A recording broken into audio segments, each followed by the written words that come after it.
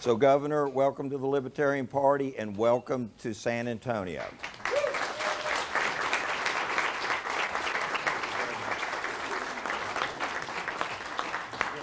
I would like to tell you who I am. I did take third place in the presidential race. I got 1,300,000 votes. So I did get 1,300,000 votes, and I do believe and did believe that I am uniquely qualified to be president of the United States. But I'd like you to be the judge on that. I'm going to also hand out some advice this evening.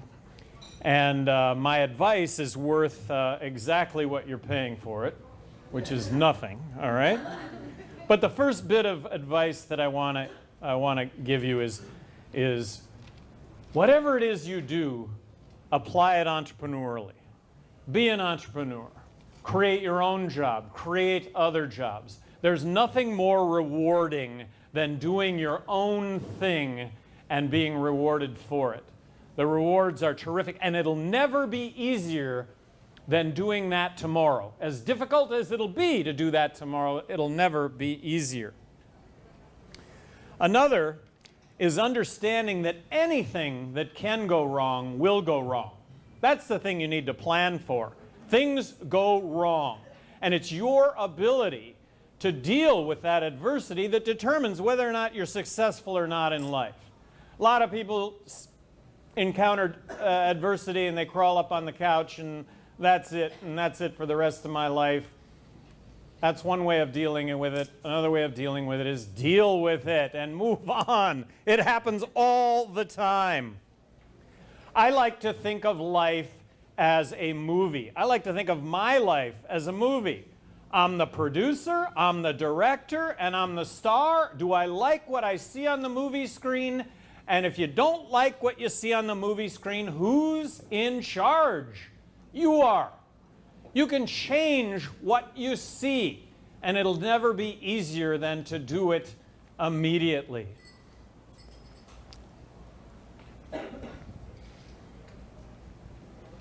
I've been an entrepreneur my entire life. I did start a construction business, a handyman business in 1974. And actually grew it to be the largest construction employer in the state of New Mexico, over 1,000 employees in 1994. It's just amazing what happens when you show up on time, when you do what you say you'll do for people, when you do a little bit more than what you'll say, what you say you'll do for people. You know, it's just amazing. I sold that business in 1999. Nobody lost their job. Business is doing better than ever. But I learned a couple of things in business that I think are really important. One is share in the profits. It's amazing when you share in the profits and everybody's pulling the wagon in the same direction. It's a magic formula. Share in the profits. Another thing that I learned, I may have hired and fired more people than every other presidential candidate running for president in 2012 combined. I may have done that, all right? And let me tell you about hiring and firing, and I realize a lot of you understand this, but there is nothing easier than hiring people. You go through this process, you pick out the best people that you possibly can, and you hire them, and it's kind of fun, and you never make mistakes. Well, you do make mistakes. And if you can't correct those mistakes, you end up broke. So you got to fire people. And there's nothing harder than firing people, but if you can't do it, you end up broke. So this is actually the breakdown in government. The breakdown in government is, the public sector is, we elect a whole lot of people who have never hired and fired. And because they've never hired and fired, they find it really easy to hire, and because firing is so difficult, there's nothing harder than firing people. In the public sector, they avoid firing people. So it becomes very, very dysfunctional. In the case of Obama, never hired, never fired. He hired a whole bunch of people who have never hired, or more importantly, fired, And that's how dysfunctional all that is. And then you had Mitt Romney saying during one of the debates, "I love firing people." I hate firing people. Nothing is more difficult than firing people, but if you can't do it, you don't end up being successful. I have a wonderful family. I've got a daughter, Saya, 34, a son, Eric, 31, fiance, Kate Prusak. I'm in love. We're going to get married one of these days, but it's terrific. And a year ago, at this time, we were, as a family outing, we were climbing Aconcagua, the highest mountain in South America. And everything that can go wrong will go wrong, right? On summit day, we get up, we're ready to go at 4 a.m. We take off at 4 a.m. The temperature is probably minus 50 degrees because of wind chill. We're at 20,000 feet. We're going to 23,000 feet. At 21,000 feet, the guide plops down. Hello, you okay? No, I'm too cold. I'm going back down. It took me about 10 seconds to realize that this is going to make a great story for the rest of my life. Well, how do we get to the top? I mean, come on.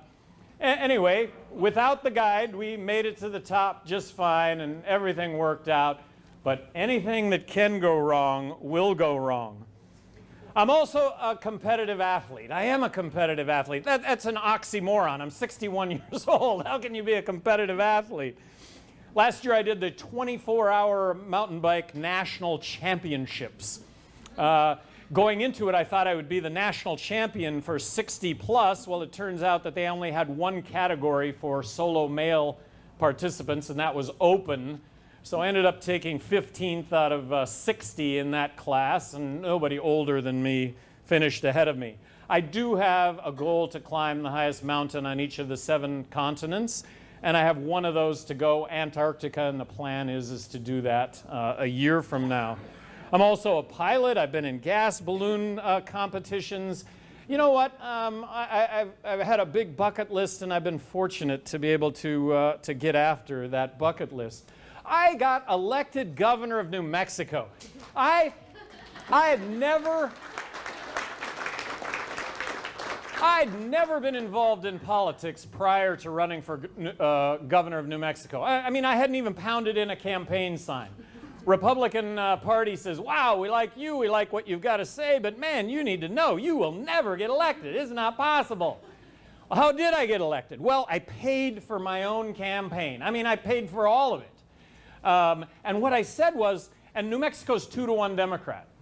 What I said was, let's bring a common sense business approach to state government. I'm going to put issues first, politics last, because I'm not a politician. I mean, let's actually deal with the issues that we have. And I got elected, and I got re-elected. One of the things I distinguished myself in the area of was I vetoed 750 bills when I was governor of New Mexico. Only one of them was overridden. Now, to put this into perspective, this was more vetoes than the other 49 governors in the country combined, right? Okay? So what people don't understand is that the majority of legislation that passes is fix-up language for prior legislation. Well, I got to tell you, I signed that stuff, but I vetoed 750 bills, and I tell you what, I should have vetoed a lot more, because what I have come to recognize after having been governor are those bills that I signed really, in essence, grew government. And I signed a whole bunch of legislation. Let me give you one example of one piece of legislation. It was establishing the Bureau of Indian Affairs in New Mexico. I got that bill 2 times. I vetoed it 2 times. Look, we're making this happen anyway, and I don't want to create another agency in state government. So I veto it 2 times. Well, along comes the bill the 3rd time. Governor Johnson, we're going to establish the Bureau of Indian Affairs in New Mexico without any taxpayer money. And sure enough, no taxpayer money involved. I thought, wow, I am victorious here. I signed the legislation. For the entire rest of the time I'm in office, not 1 cent went to this bureau. But guess what? I leave office. I leave office, and now it's a burgeoning bureaucracy, and that's just one example of really dozens of examples that I could cite that started out fine under the Johnson administration, but guess what? I end up leaving office. So, all of that said, don't I have to be a popular guy in New Mexico? I mean, really. And I have a good understanding of popularity, I guess, being governor, and it goes like so.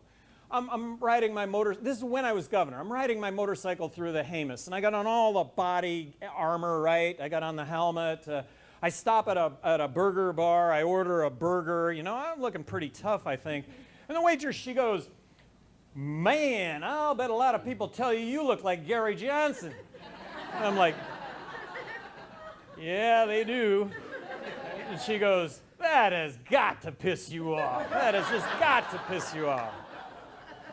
So I feel like I understand what it is to be a politician, all right? I think I would be the next president of the United States if people would have just heard what I had to say. And I base this on the website isidewith.com. Did any of you see the website isidewith.com during the last election? 3.5 million people got online, isidewith.com. 3.5 million people got online. They took a 36 questionnaire, answered 36 questions, and then got paired up with the presidential candidate most in line with their views. Based on 3.5 million people getting online, I was the next president of the United States based on that poll, which I think was very, very scientific. So what are the issues? What are the issues that the majority of Americans think and feel? What is it that I think and feel? Well, I think that, number one, we need to balance the federal budget. I think that unless we balance the federal budget, I think we're going to find ourselves in a monetary collapse where we're not going to have goods and services to deliver to anyone or anybody. The other thing is I think we need to reform taxes in this country in a really big way. So what I propose: eliminate the income tax, eliminate corporate tax, abolish the IRS. And I'm not doing this in a vacuum, all right? I had 20 free market economists, renowned economists that were, helping me out in this whole thing. And what they all said is, this is what needs to be done to reform taxes in this country. Is what we need to do is abolish the IRS, eliminate income tax, eliminate corporate tax, and then replace all that with one federal consumption tax. Now, I think a starting point for how you accomplish that is, let's just take the template of the fair tax and see if we can make that happen. So under a scenario where there's no corporate tax, how would there not be tens of millions of jobs created in this country as opposed to anywhere else in the world because of a zero corporate tax rate? And I think it would stimulate the economy. Imagine not having to deal with the IRS. Imagine getting your entire payroll check. And then lastly, talking about the Federal Reserve. What a rigged game that is. And I would sign legislation abolishing the Federal Reserve if that were presented to me, but it's not going to be presented to me. It's not going to happen. So let's return the Federal Reserve to its original mandate of dealing with inflation as opposed to its dual mandate of inflation and full employment. I think they work against one another. And if you're going to balance the federal budget, that means dealing with major reform of Medicaid, Medicare, and Social Security. You got to do that. I think for Medicaid and Medicare, you devolve these services to the states. You give a fixed amount of money to the states that balances the federal budget, and you let the states draw new lines of eligibility. I happen to be in the camp that believes that there are those that are truly in need, that without government, they're not going to be able to survive. I just think we've gone way over the line when it comes to drawing that line. And based on my time as governor of New Mexico, I believe in my heart of hearts that I could have overseen the drawing of new lines of eligibility that would have helped those truly in need and would have done it for a lot less money. And then Social Security. Talking about the fair tax, talking about a national consumption tax, the proceeds for Social Security would come out of this national consumption tax. It would not be withheld from your payroll check. So a couple things when it comes to Social Security. You know, raising the retirement age, these are things that need to be done. You could have a very fair means testing that went along with it, and then you should have opt-in, opt-out provisions that would allow you to invest that money. Stop with our military interventions. We have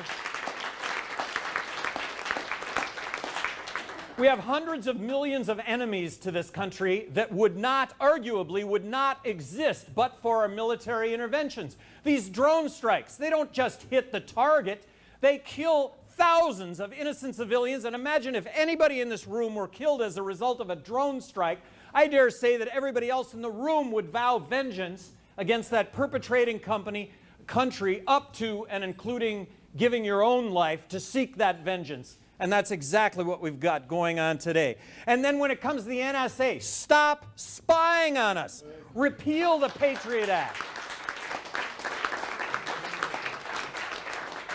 Due process. Where's the due process? A FISA court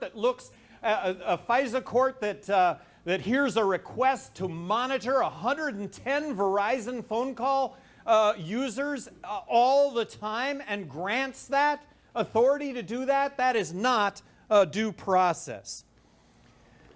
Uphold the Second Amendment to the Constitution, the right to bear arms. And gee, while we're at it, how about upholding the Constitution, period? Yeah.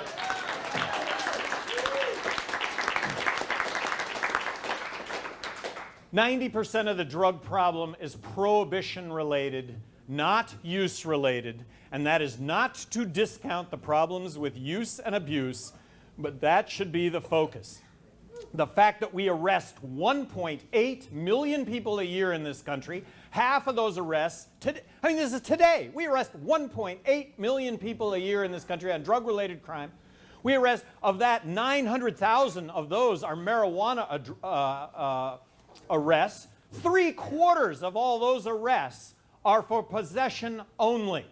We have tens of millions of Americans who are now convicted felons that but for our drug laws would otherwise be tax-paying, law-abiding citizens. So let's legalize marijuana now.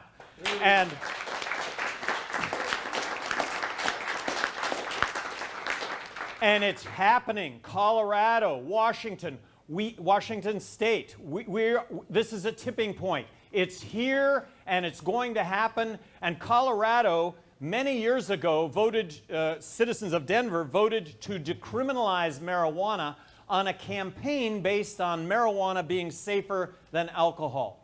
And having smoked marijuana and having drank alcohol, of which I no longer do either, but having done that, I can tell you that marijuana is much, much safer than alcohol, and it has always been my contention that legalizing marijuana will actually lead to less substance abuse because of the safer alternative that it is. Education. When I was governor of New Mexico, no one was more outspoken regarding school choice than I was. Let's bring competition to public education. So what we need to understand is there's a Khan Academy out there right now. Many of you are familiar with the Khan Academy. You can get a free education online, kindergarten through a doctoral degree in any subject whatsoever, and it's free. That's the model that we should be looking toward. It's terribly exciting. It's a free market approach to education. And when it comes to the federal government, the best thing the federal government can do is get out of education completely. Abolish the Federal Department of Education.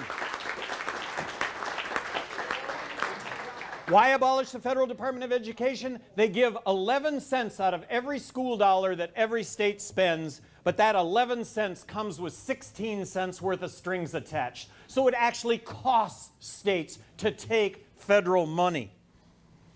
Healthcare.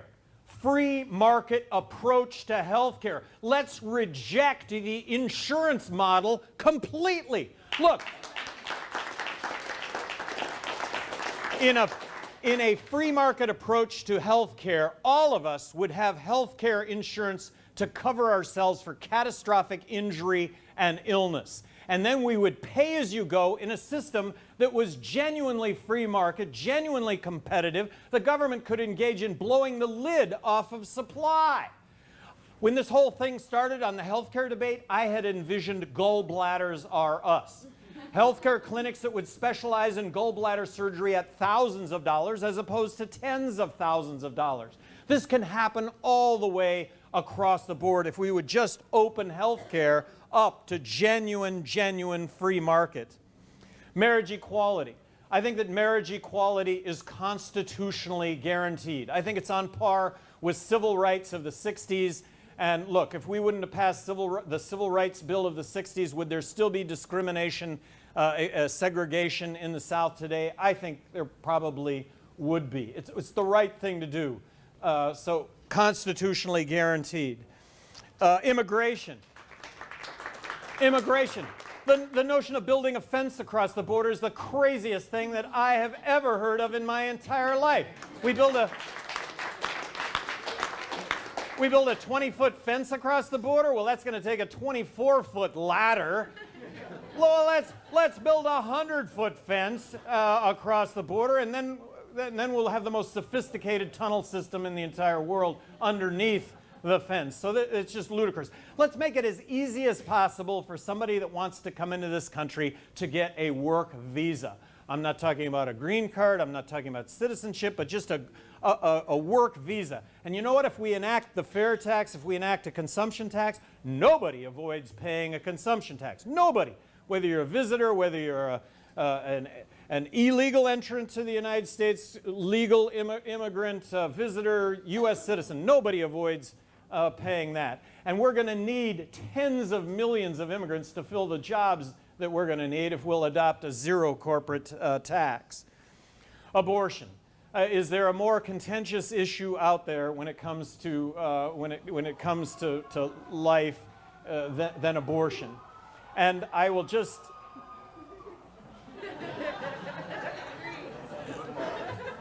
man, you are all wonderful to be here in lieu of what's going on in there. But if you're a social conservative, I respect anybody that's a social conservative. Live your life by example. That's how you positively affect other human beings. And if you are a social conservative, the way that you affect other human beings is you live your life by example and you try and bring that example to change outcomes, if you will. But if you're talking about government policy to change outcomes, then you end up criminalizing activity that should not be criminalized. As difficult the decision is on abortion, it should be the woman involved that makes that choice. Environmental Protection Agency, just an example of what is the fundamental role of government to protect us against individuals, groups, corporations, foreign governments that would do us harm. I think that the EPA comes under that heading of protecting us. Based on my experience as governor of New Mexico, there are polluters out there, genuine polluters. And I realize there's an argument that as an individual you can sue those polluters and bring to bear justice.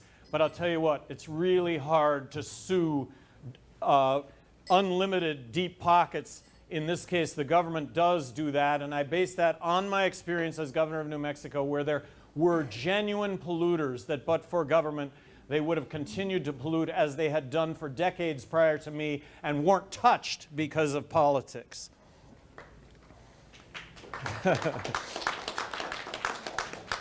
The ACLU came out with a report card during the last presidential race on civil liberties. And whether you agree with the ACLU or disagree with the ACLU, this is a group that's dedicated to preserving civil liberties. This is a group dedicated to the Constitution of the United States. 26 Liberty Torches was a perfect score. Let's see. Newt Gingrich, Rick Santorum, and Mitt Romney had one Liberty Torch between the three of them out of 26. In third place was Barack Obama with 16 Liberty Torches. In second place was Ron Paul with 18 Liberty torches. And in first place was moi with 21 Liberty torches, something that I'm really proud of.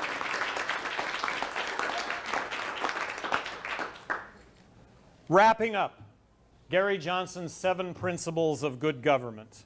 Number 1 is become reality driven. Find out what's what and base your decisions and actions on that. Number 2 is always be honest and tell the truth. It's extremely difficult to do harm to somebody who's willing to tell the truth regardless of the circumstances.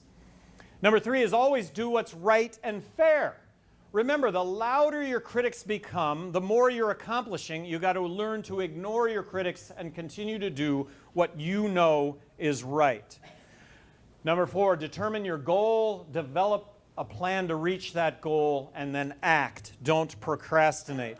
Number 5, make sure everybody who ought to know what you're doing knows what you're doing. Communicate. Number 6, don't hesitate to deliver bad news. We all make mistakes, but acknowledge them and move on. And it's never easier than acknowledging these mistakes immediately. And then lastly, full circle. Get a job that you love. If you don't have a job that you love, quit.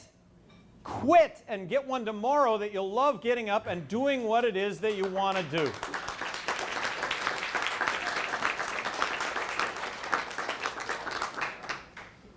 Thank you all very much for coming this evening. The competition is enormous. It is. And you're here. What your contributions allow me to stay in the game, if you will, to provide a voice that I hope you recognize doesn't really exist out there. And not that any one of you here couldn't provide that same voice, but I happen to be in this role right now, and I'm trying to do the best I can. I can't do it without your help, and you've provided that. Thank you very, very much.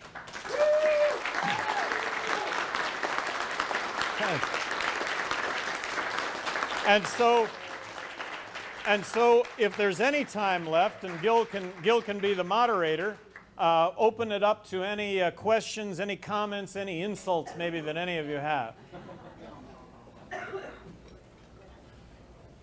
What is the score? What's the 20 to 17? What is it? 20 to 17. What's the one thing we can do to help you the most? What's the one thing that you can do to help me the most? You've done it. You genuinely have. We estimated that last campaign that what you need to win, what you need to be able to leverage is $40 million out of the chute. Well, this isn't $40 million, but this is funds that allow me to stay in this game, if you will. Allows me to stay in the game, keep talking about the issues, and potentially be able to do that. Over the last 4 years, it turns out that about 90% of what I did ended up to be wasted time. Now, you don't know it's wasted time when you're doing it, and you can only say that in retrospect, right? Well, this go-round, I'm not going to repeat any of the 90% expecting different results. So it's really refreshing, I got to tell you. I mean, it gets back to the 7 principles, and like I say, it's a new frontier. I'm a great games person too. I play a pretty good game of chess, and I know there's somebody here who wants some blood. Yeah, wants some blood. But anyway. So what are you doing to raise that $40 million? You got what, $3 million in the last election? Right, got $3 million in the last election. What are we doing to raise the $40 million? Well, of course, you can't raise the $40 million unless you are actually a viable voice. So today I'm on, Alex Witt, MSNBC, and I've been on her show so I got to talk to maybe 5 million people today by being on her show for 12 minutes. You can't raise the 40 million if you're not viable, and all of this is just viability. I'm not saying it's going to happen because it didn't happen last time, and I don't want to be want to be unrealistic here. I want to be reality driven. I know what the formula is. You got to be out there. You got to be viable. And at a point, you have to catch fire, and based on my experience, I think it's possible to do that. It hasn't happened. I'm curious more about the Our America initiative. I know you're doing some initiatives in different states and particular issues. Tell me more about what you're doing there. Well, our America. I mean, it gives me a platform to talk about these issues. And if you've heard any politician say what I said here tonight on a national scale, please you let me know, and maybe I'll just let them take over. So, our America allows us to do that. We've had marriage equality initiatives in several states. We've had gun rights issues in several states. You know, I've been to Colorado. Went to Colorado dozens of times to promote marijuana legalization in Colorado. What's amazing, and let's not discount what Libertarian has done here over a very, very short amount of time. I mean, if you just look at marriage equality, it's happening big time. If you look at marijuana legalization, it's at the tipping point. It's happening. And then let's take Syria as an example. Congress and the president were loaded up to go into Syria, and then came along an 80% survey of Americans that said, don't go into Syria. So let's not discount what effect libertarian ideas and beliefs are having on the system in spite of not being elected to public office. And I'm not just talking about myself, but other offices. These issues are being talked about and embraced by everybody. All right. Thank you very, very much. Thank you very, very much.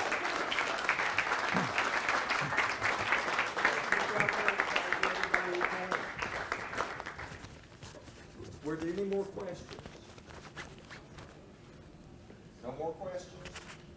Yes, Scott. Governor Johnson, I heard you talk about you want the federal government to give equality in marriage. I'll ask you, why should the federal government have a role? So that was my initial position. That was my initial position. Get government out of the marriage business. Well, here's what I was informed. There are about 4,000 federal laws on the books that gives advantage to married couples as opposed to non-married couples. If you eliminate income tax and eliminate the IRS, you eliminate about 80% of the issues associated with marriage equality. But if you get government out of the business, which philosophically sounds terrific, what you end up having to do is you end up having to have 4,000 pieces of legislation to change the language, back to changing language, fix-up language. You have to have 4,000 pieces of fix-up language to fix the marriage equality, meaning get the government out of marriage. It becomes very impractical. The very, very practical way is, and I do believe it is constitutional outside of all that, but aside from being constitutional, it's the most efficient way to bring it about, is to just recognize marriage equality.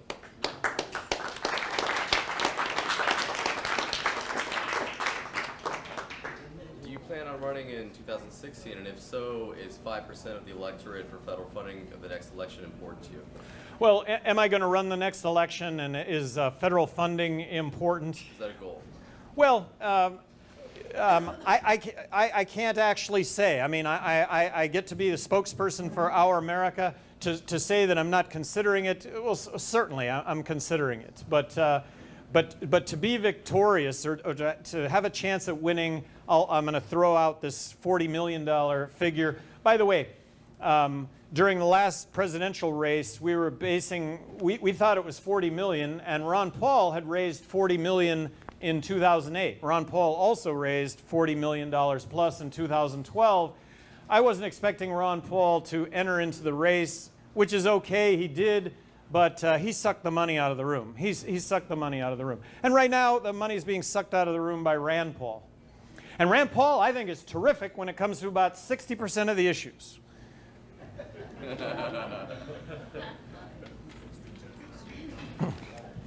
mentioned the fair tax. Is there any particular organization that's kind of running point on that?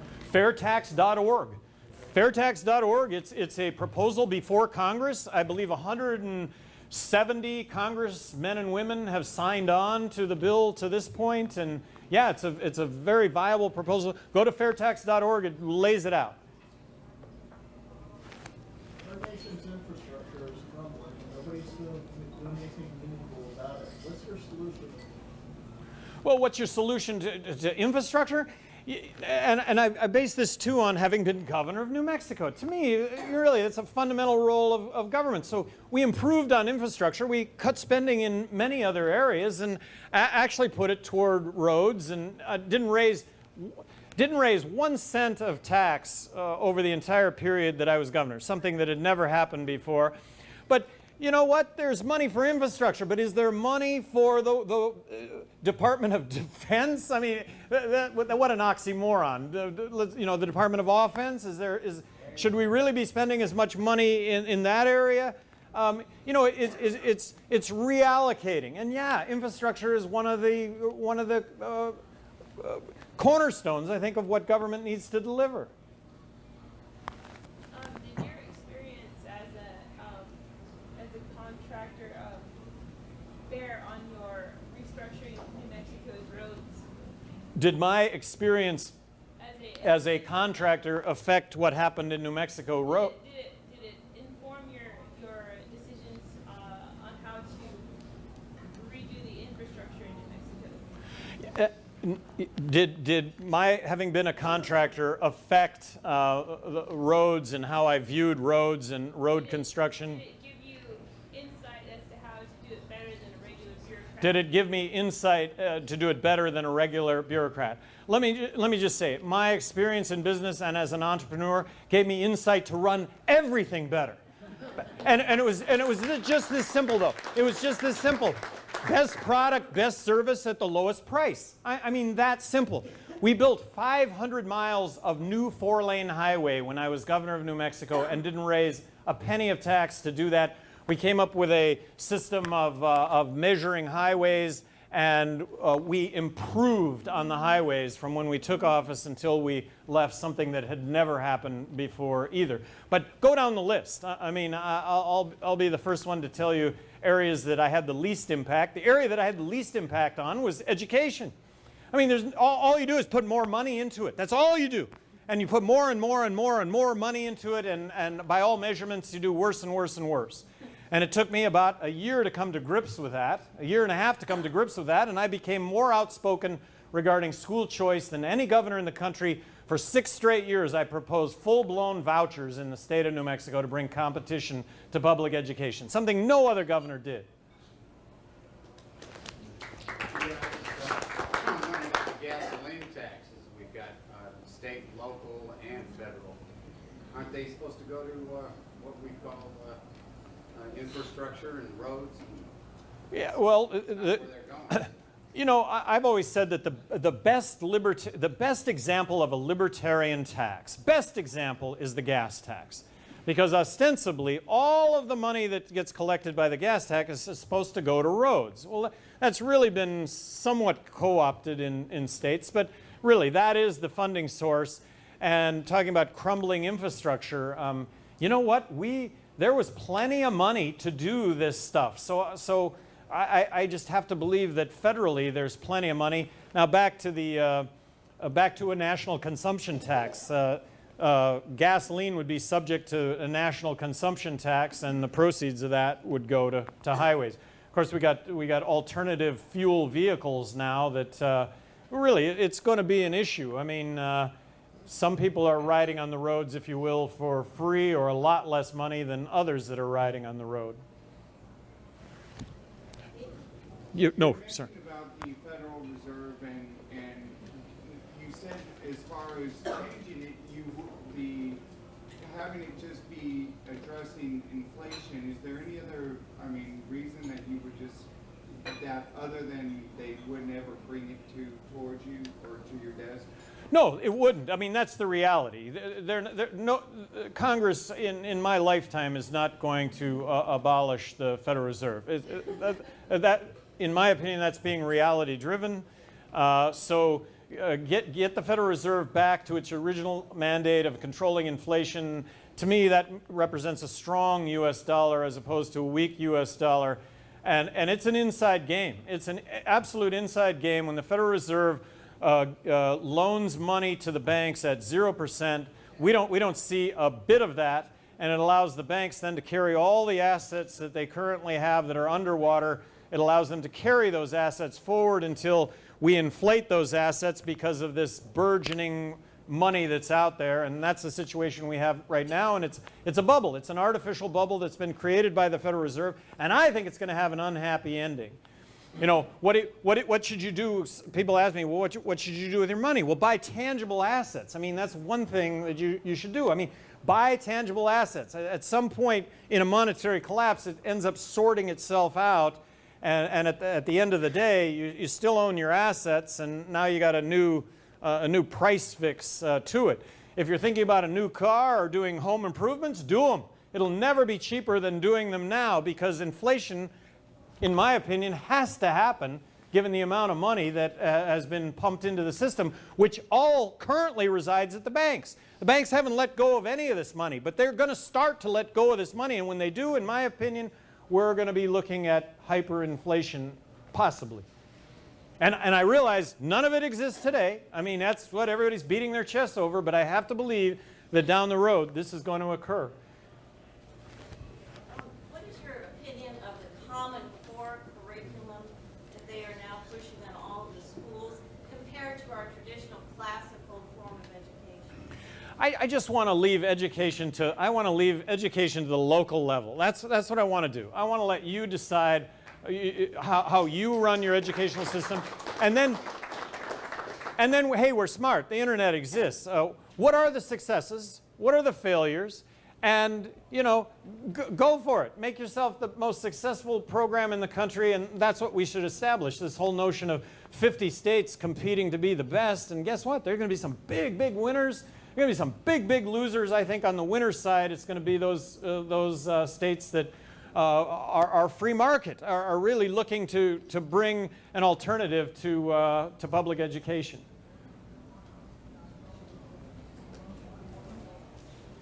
Yes?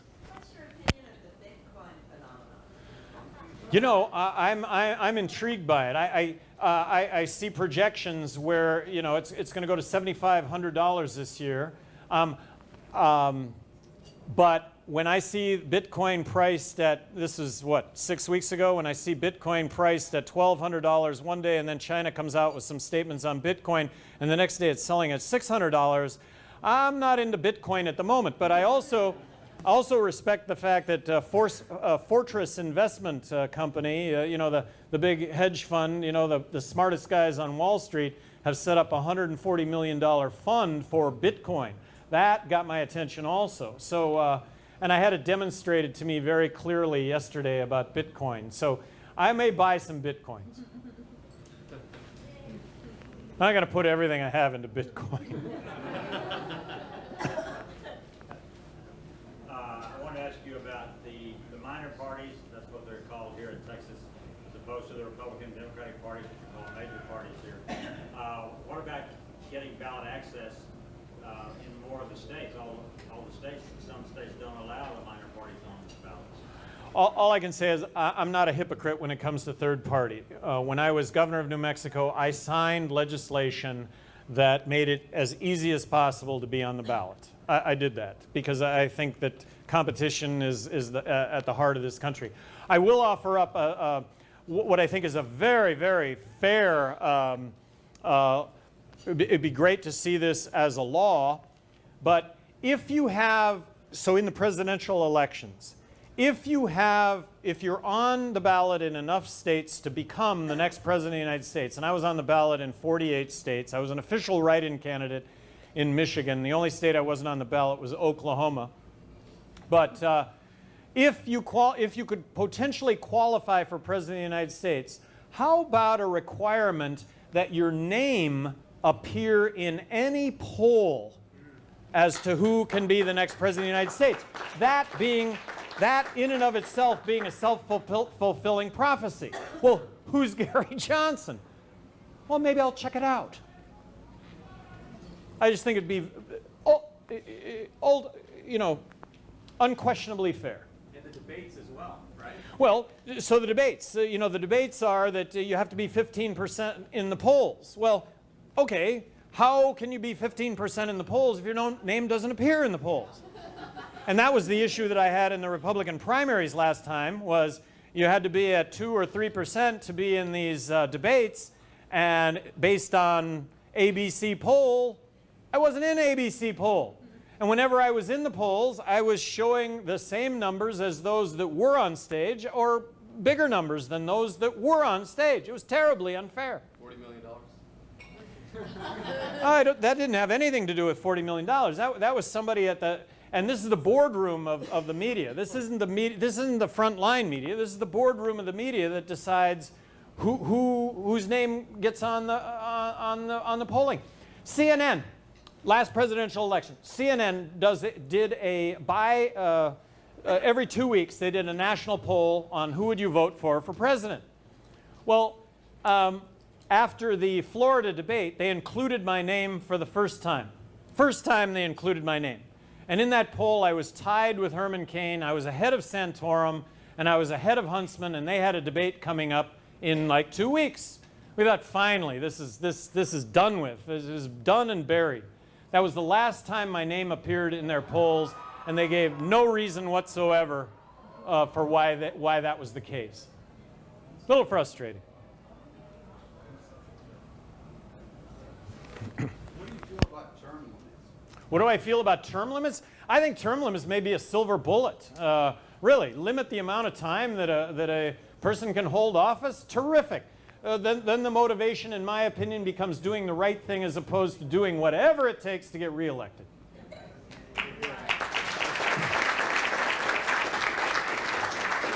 What is the score?